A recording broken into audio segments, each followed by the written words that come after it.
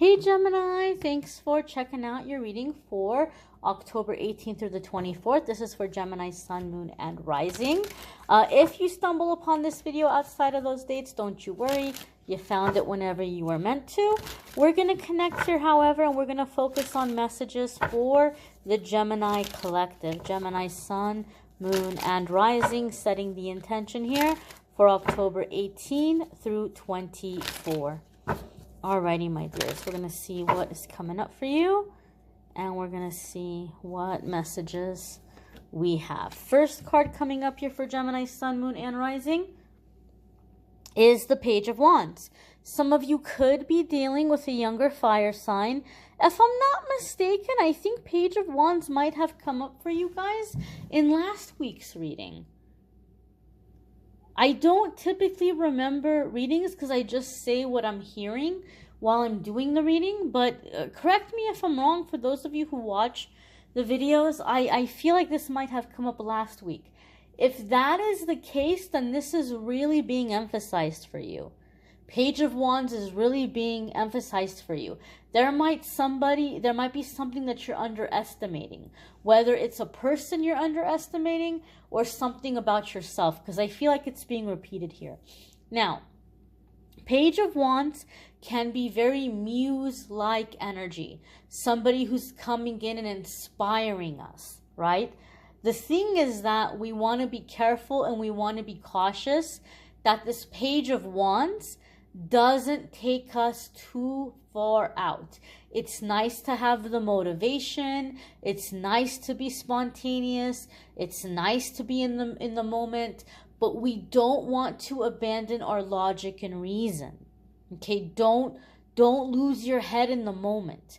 Live it, enjoy it, be spontaneous, but don't lose your wits in the process.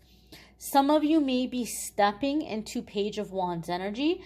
Page of Wands energy is like a second adolescence. You're getting your fire back. You're feeling feisty. You're feeling cute. You're feeling confident. You're like reinventing yourself and like how you're expressing yourself, how you're dressing, how you're styling yourself, how you're doing your head or your hair, or like shaving your head, or doing makeup or not doing makeup, or getting rid of piercings or adding piercings, or whatever you're wanting to do with the outer shell and how you're presenting the outer shell to the world. There could be like a revamping when the Page of Wands comes up, like we're being more expressive. Like you're saying something about yourself and how you're presenting yourself to the world. Like you're picking a style, right? Like this is my style, this is my look, this is what it says about me and who I am as a person. You're not just putting on a shirt and walking out the door. Not that there's anything wrong with like not being into that, but sometimes when Page of Wands comes up, you're really taking more time and you're being very expressive in your style. Okay, again, have fun, but don't abandon logic and reason. There's a certain feistiness that can come up with Page of Wands. Embrace it, have fun with it, but you be in control of it. Don't let it control you, whether it's somebody else or you coming into that energy. Now, the next card coming up for you, Gemini, is the Ace of Wands. So we got a lot of fire energy here. If you have a fire placement, that is where you're operating from right now. That's like the area of your life that you're in, or you're focusing on, or you're passionate about. If you don't have a fire placement, it doesn't matter. Ace of Wands here is passion, and it's seizing the moment and seizing the opportunity. Sometimes the the Ace of Wands comes up to tell us something here around the fact of this is an opportunity that's going to branch out into something bigger, but you're tempted to turn your nose up at it because you're telling yourself, oh, you know what? This isn't that big of a deal. This is small potatoes. I want something bigger. I want something more, like more substance. Like I don't want to waste my time with, these small potatoes, But the Ace of Wands is telling you that when you put some time and energy into this, it's going to flourish. It's going to evolve into bigger things. So it could be a temp job coming in. You're like, I don't want temp, I want permanent.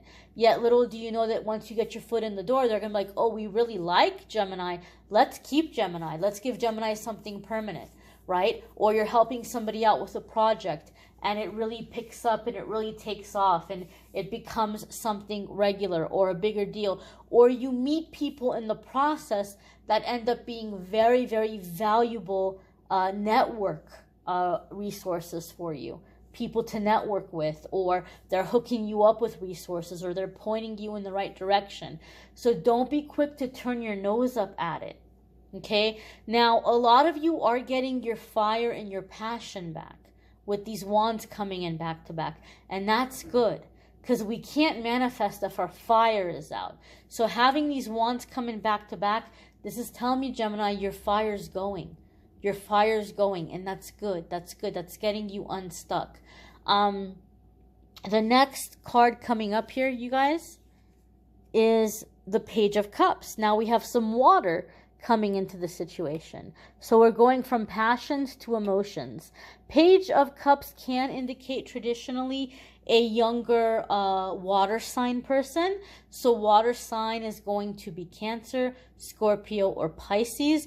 You may be dealing with a younger water sign person, or they could even be older than you. They might just be very youthful, very playful. You might see them as immature depending on the situation. But the Page of Cups has a couple of different meanings.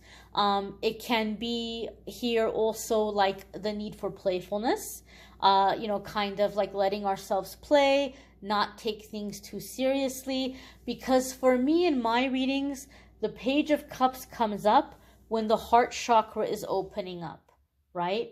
We think about, if we're thinking about in terms of like relationships, people are like, I don't want the Knight of Cups, I want the King of Cups, right? Like I want that bigger cup, right? Page of Cups is the smallest.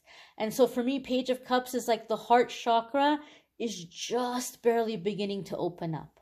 A lot of you weren't feeling for a long time, and you're getting unstuck and you're getting unblocked. And where you're getting unblocked first is in your passion, your drive, your determination, your creativity, your passion.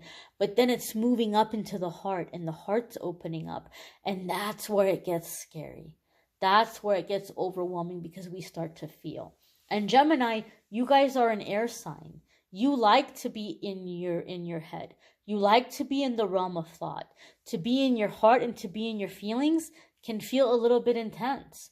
And so as the heart chakra is opening up and you're getting back into your feelings and you're feeling feelings again, some of you are going to be overwhelmed, and you're going to be really tempted to shut down again, to close yourself off again, because that's what feels safe.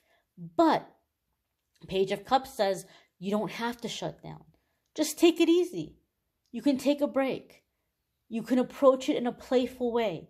You can take a playful approach. You get a little bit overwhelmed, go do something fun for a little bit. Don't push yourself too hard. Don't freak yourself out. It's going to be okay. You're going to be okay. Take breaks, play, take a playful approach, and just try to have fun with what you're doing. Those of you who are really pushing yourself towards a goal and you're in a hurry to beat that goal, Spirit says have fun with it. If you're having fun, that's going to be the quickest way to make it flourish and to make it grow. Your next card coming up here, Gemini, is the Ten of Pentacles. Well, look at this, right? I was talking about manifesting, and one of the meanings of Ten of Pentacles is calling things into physical existence. The things you're dreaming about, the things that you're thinking about, you're beginning to see them take shape in the physical world, coming into existence before your very eyes. There's a sense of manifestation with the Ten of Pentacles. Ten of Pentacles is also abundance, right?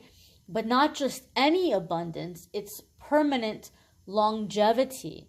It's like a legacy that you're able to leave behind. It's wealth for future generations. It's generations coming together in a home to celebrate together. So it's harmony. It's holidays together. It's traditions. It's celebrations, right? So some of you might be finding ways into where you can bring generations together, or some of you are looking at the changing world scene and you're finding ways of establishing security and stability and to get certain people to be with you. You know, maybe some of you are like, you know what, let me get my parents moved in with me, or let me get, you know, my siblings all together. Let's put our money together and you know, purchase something and be together. Like some of you are creating a sense of like, I want to say community, but like also like a sense of family. Like we're all going to be together. We're in this together. We're putting money together. We're doing stuff together. And so a lot of you are establishing security in that way by coming together with others. And for a lot of you, it can be family because of the Ten of Pentacles, or it could be friends who are family. You might be coming together to put together resources to purchase land or purchase property, or invest in something for the future. But this is about security. How can we come together and build security? And the thing about the Ten of Pentacles, as I said, it's permanent security. A lot of people have the cycles of feast or famine. Like money's really good, and then when times are bad, they're really bad, right? But the Ten of Pentacles is no more up and down. No more up and down. This is like, this is it. This is solid. What you're establishing cannot be taken away. And so a lot of you are getting smarter about how you're approaching it. And I feel like not only are you having the stability, there's like a support group or a support team, whether it's family or friends or a community of people. You're planning together, you're getting organized, and you're establishing security. You may want to check out your moon sign and rising sign videos. Some weeks those might resonate for you more than others. I've noticed a lot of people are stuck right now and they're trying to get unstuck. So I've begun setting aside time to where I can really focus on people and really kind of go deeper in the energy, to where I'm offering personalized affirmations again. So like I would do a private reading, and then depending on what's coming up in the private reading around what blocks you might have or what you can do to overcome the blocks, at the end I would put together a personalized affirmation for you to incorporate in your spiritual practice. I used to charge a lot more for it, but I know times are tough right now, so I'm charging less than half what I used to charge for it. And even then I have more inexpensive readings and offerings that don't cost as much, because I'm trying to honor everybody's budget and kind of try to meet people where they're at.